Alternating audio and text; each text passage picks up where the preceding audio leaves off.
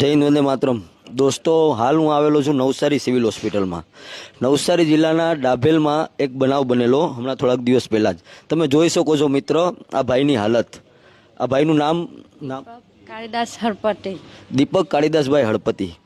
આ ભાઈ ડાભેલ ગામમાં રહે છે અને ત્યાંના કસાઈઓ, શું નામ હતું આમને માયરો કોણે? Sucker doom એકલવાયા. ગાય કાપવાની જાય એટલે માયરસ. શું કામ માયરો? શું કામ ભાઈને? કાપવાને જાય, ગાય કાપવાની જાય એટલે માયરસ. મિત્રો, આ બેન તમારું નામ? સુનીતાબેન દીપક હળપતિ. તમને શું થાય ભાઈ? ઘેરવાળો મારો. આ જે મરીઝ તમે જુઓ છો ને, આ એમના પત્ની છે, ધર્મપત્ની છે. તમે સાંભળ્યું હશે મિત્રો, આ ભાઈ ગાય કાપવા નહીં જાય ને એટલા માટે એને ત્યાંના સ્થાનિક કસાઈઓએ મારેલો છે.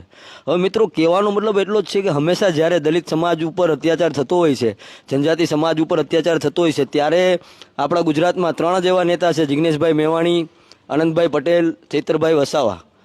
આ 3 નેતાઓને ખાસ કહેવા માગું છું કે આ વ્યક્તિ ઉપર આટલો બધો અત્યાચાર થયો તો કેમ તમે કોઈ ન આવ્યા? અને જો તમને ખબર ન હોય ને તો આ વિડીયો દ્વારા તમારા સુધી મેસેજ પહોંચાડવા માગું છું કે આની હારે આવો અત્યાચાર થયો છે કે એને ગાય ન કાપીને એટલા માટે એને માર્યો છે. તો તમે લોકો ક્યારે આવશો અને આવશો કે નહીં? અને ભોગ બનાવનાર, આને જે ભોગ બનાવનાર, આને મારનાર તમારી વોટ બેંક છે અને આ તમારો સમાજ છે. તો સમાજના હિત માટે અને આને ઉપર અત્યાચાર થયો છે તો આને ન્યાય અપાવવા માટે તમે ક્યારે ધરણા કરશો, ક્યારે આંદોલન કરશો? અવારનવાર તમે દલિત સમાજ માટે, જનજાતિ સમાજ માટે અવાજ ઉઠાવો છો, તો આના માટે ક્યારે ઉઠાવશો? કે પછી સામે તમારી વોટ બેંક છે, કે સામે આ આપણા દેશના જેહાદીઓ છે, એનાથી તમને ડર લાગે છે? જવાબ જરૂર ને જરૂર આપજો. અને આ 3 નેતા શું કહે છે એ આપણે જાણવાનું રહ્યું. મિત્રો, આ વિડીયોની કોમેન્ટમાં જરૂર ને જરૂર જણાવજો કે આ નેતાઓએ અહીંયા આવવું જોઈએ કે ન આવવું જોઈએ. અને જો અહીંયા નેતાઓ ન આવે ને તો સમજી લેવાનું કે સમાજના નામે અને જાતિના નામે આ લોકો ખાલી રાજનીતિ જ કરે છે, બીજું કાંઈ કરતા નથી. જય હિન્દ, વંદે માતરમ.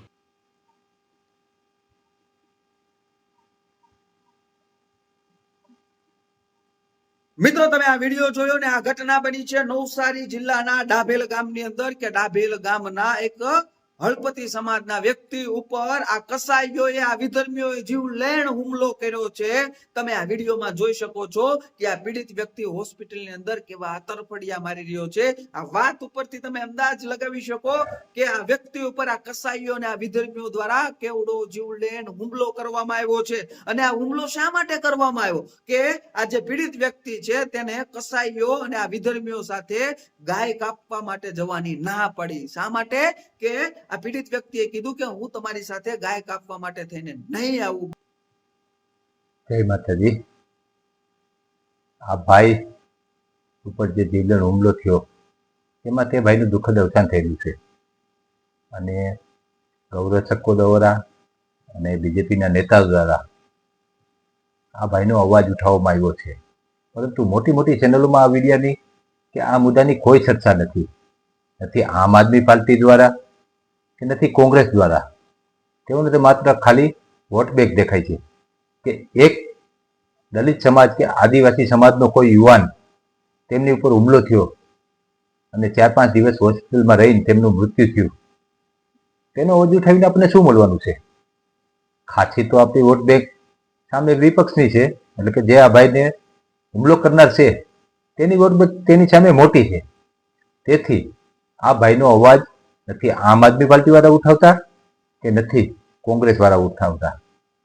ત્યારે દલિત સમાજના મોટામાં મોટા નેતા ગણો તો જિગ્નેશ મેવાણી અને આમ આદમી પાર્ટીમાં ફેમસ સ્ટાર નેતા આપણે ઇટાલિયા સાહેબ, ગોપાલ ઇટાલિયા સાહેબ, આ બંને નેતાઓ દ્વારા કોઈ અવાજ ઉઠાવવામાં સરખો કરીને આવ્યો જ નથી. ખાલી આ વિડીયો મેં અમુક બીજેપી નેતાઓની જે આઈડી હોય છે તેની ઉપર, અમુક ગૌરક્ષકોની આઈડી ઉપર, તેની ઉપર જોવા મળ્યો છે. નથી યુટ્યુબની મોટી મોટી ચેનલોમાં કે નથી કોઈ મોટી આપણે જે ડીશની ચેનલો કહી તેમાં. તેનું કારણ શું હોય છે? આ એક સામાન્ય વ્યક્તિ છે. આની ઉપર હુમલો થયો તે આ કોઈ સેલિબ્રિટી નથી. આના સમાચાર કોઈ સમાચાર નથી કહેવાતા. એટલે કોઈ વ્યક્તિ આનો અવાજ બનવા માંગતું નથી. બાકી તો મોટી મોટી હિરોઈન હોય કે હીરો હોય કે કોઈ સેલિબ્રિટી નેતા હોય તો એની શીખ આવે તો એ સમાચાર થઈ જાય. અને આમ આદમી અને કોંગ્રેસને માની લો વોટ બેંક દેખાય ત્યાં જ મુદ્દા દેખાય છે. તે પછી ખેડૂત હોય કે પછી કોઈ દારૂબંધીનો મુદ્દો હોય. આપણે શરૂઆતમાં પેલા ખેડૂતના મુદ્દે જે કમોસમી વરસાદ થયો તેમાં ખેડૂતની મુદ્દે બહુ મોટા વોટ બેંક દેખાણી કે ઓહો ગુજરાતના ખેડૂતો કેટલા છે અને તેના મત આપણે કેટલા મળશે. આપણે ચાલો રાજનીતિ કરી એટલે કોંગ્રેસ અને આમ આદમી પાર્ટી બંને રાજનીતિ કરવા આવી ગયા. તે પછી દારૂબંધીનો બહુ મુદ્દો જિગ્નેશ મેવાણીએ ઉપાડ્યો અને તેમાં આમ આદમી પાર્ટી અને કોંગ્રેસ બંને સાથે મળીને વિરોધ કર્યો. કારણ કે તેમાં પણ વોટ બેંક દેખાતી હતી કે આપણે દારૂબંધીનો મુદ્દો લેવું. તેથી બિહારમાં જેમ મહિલાઓના ખાતામાં પૈસા આવ્યા, આ કહેવત આ ખાલી કોંગ્રેસ અને આમ આદમી દ્વારા કહેવામાં આવ્યું છે કે ચૂંટણી ટાણે બિહારમાં પૈસા આવ્યા અને મહિલાઓના મત ખેંચાઈ ગયા બીજેપી કોર, એનડીએ કોર. તેવી રીતે આપણે દારૂબંધીનો મુદ્દો લઈ લઈ અને મહિલાઓના મત આપણી કોર લઈ લઈ. પરંતુ ભાઈ એમ ન આવે મત, બરોબર? તે માટે કામ કરવું પડે. આવા સામાન્ય માણસોનો અવાજ બનવો પડે તો મત આવે. બાકી મેઇન મુદ્દા તમને જ્યાં વોટ બેંક દેખાતી હોય ત્યાં જ તમે બોલો. તે ચૂંટણી ટાણે રિઝલ્ટમાં તમને બધું બતાવી જ દે છે. અમારે ખાસ મિત્ર છે અમિતભાઈ આહિર, તેઓ બીજેપીના સમર્થનમાં અવારનવાર વિડીયો મેકતા હોય છે અને ખાસ કરીને ગોપાલ ઇટાલિયાના વિરોધમાં જાજા ભાગે વિડીયો હોય છે. તેમની ચેનલમાંથી આ વિડીયોને ઓડિયો લેવામાં આવ્યો છે અને સ્ક્રીનશોટ તેમની ચેનલના છે, બરોબર? આ ભાઈની હાલત જોવો, અમને કેવો માર મારવામાં આવ્યો કે 4-5 દિવસ હોસ્પિટલમાં રહ્યા અને ત્યાંથી પછી તેમનું મૃત્યુ થઈ ગયું. કોણ આનો અવાજ ઉઠાવશે? આ ભાઈને ન્યાય કોણ અપાવશે? મેં જ્યારે આજે અમિતભાઈ આહિર ફેસબુક લાઈવ હતા આ ભાઈના મુદ્દે અને મેં એક કોમેન્ટ કરી હતી કે આમ આદમી કે કોંગ્રેસ આમાંથી કોઈ અવાજ નહીં ઉઠાવે કારણ કે વોટ બેંક છે. પરંતુ એક ભાઈ પટેલનો કોમેન્ટનો વળતો જવાબ આવ્યો, બીજેપી ઉઠાવશે ને. કેમ ભાઈ? સામાન્ય માણસનો અવાજ ઉઠાવવો હોય તો બીજેપી. તે જે પટેલભાઈ છે, આખું નામ દઈ તો એમને ફેમસ નથી કરવા, સરનેમ પટેલ છે અને અમિતભાઈ આહિરની આજના લાઈવમાં છે. એટલે કે જે માની લો આ વિડીયો હું બનાવું છું ત્યારે 12:15 જેવો ટાઈમ થઈ ગયો છે, પરંતુ 9-10 વાગે 20 તારીખે લાઈવ હતા અમિતભાઈ આહિર અને તેમાં મેં કોમેન્ટ કરી તો ભાઈ પટેલે કીધું કે બીજેપી ઉઠાવશે ને. શું આ કોંગ્રેસ વાળા અને આમ આદમી પાર્ટી વાળા ખાલી જ્યાં મત મળતા હોય ત્યાં જ અવાજ ઉઠાવશે, બીજી ક્યાંય નહીં? આવા કોઈ ગરીબ માણસનો અવાજ ઉઠાવવાનો તેમને કોઈ છે જ નહીં કાંઈ, ખાલી બીજેપીનો જ અધિકાર છે. પરંતુ યાદ રાખજો, આમ આદમી પાર્ટી વાળા, કોંગ્રેસ વાળા, આ સામાન્ય માણસના મતથી જ સરકાર થાય છે. બાકી તમે ખેડૂતના મુદ્દે કે દારૂબંધીના મુદ્દે ગમે એટલું લડશો, તમારી સરકાર કોઈ દી નથી બનવાની. તો આવા સામાન્ય માણસનો અવાજ ઉઠાવશો તો જ સરકાર બની શકશે. કારણ કે આપણી 70% વસ્તી આવા સામાન્ય માણસોની છે, બરોબર? તેથી આવા સામાન્ય માણસનો અવાજ બનો. અને આ ભાઈની વેદના કે જે આ ભાઈને માર મળ્યો તે સોશિયલ મીડિયામાં અને બધે આપણી ગુજરાતની જનતા સમક્ષ મેકો. તેથી તમારી વોટ બેંકમાં કોઈ કાંઈ ફેર નહીં પડે.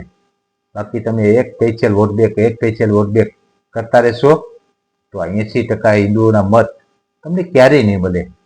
80%માંથી મળશે 20-25%, 20% કે 10%, 15% તમને મળશે. જે બધાને સેક્યુલર બધા કરે છે ને તેવા મત મળશે. બાકી પ્યોર હિન્દુવાદી મત તમને ક્યારેય નહીં મળી શકે.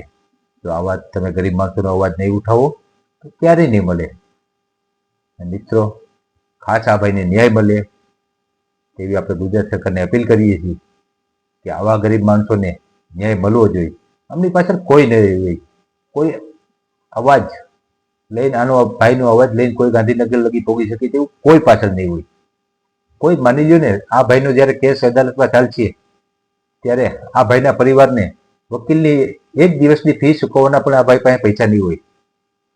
પરંતુ કોઈ સામાજિક સંસ્થાઓ કોઈ આગળ આવો અને આ ભાઈને ન્યાય મળે તેવી કોશિશ કરાવો, જેથી કરીને આ ભાઈના પરિવારને ન્યાય મળે અને આ ભાઈ જે ઘરમાંથી માંડ્યો એક મોભી ગુમાવ્યા, જે કમાવનાર હતા તે ગુમાવ્યા, તે બહુ દુઃખદ છે. એટલે આ ભાઈને બનતી તેવી મદદ ને કોશિશ કરો ભાઈ, બને તેમ મદદ થાય, તેમના પરિવારને મદદ થાય તેવી કોશિશ કરો. બાકી તો અમારે જો ગૌરક્ષકો રૂબરૂ મળી ગયા છે, અને અમારે અમિતભાઈ આહિર આ સ્પેશિયલ મેં ફેસબુકમાં લાઈવ જોયા છે. નકર અમિતભાઈ આહિર તો કોઈ દિવસ ફેસબુકમાં લાઈવ લગભગ તો હોતા જ નથી, પરંતુ આજ આ ભાઈ આદિવાસી વિશે ફેસબુક ઉપર લાઈવ આવ્યા હતા. ખૂબ આભાર ભાઈ અમિતભાઈ તમારો કે તમે આ વિડીયો લાઈવ કર્યો, અને મને ત્યાંથી પ્રેરણા મળી કે મારે પણ 2 શબ્દ આ વિશે બોલવા જોઈએ. ખૂબ ખૂબ આભાર અમિતભાઈ આહિર. જય માતાજી.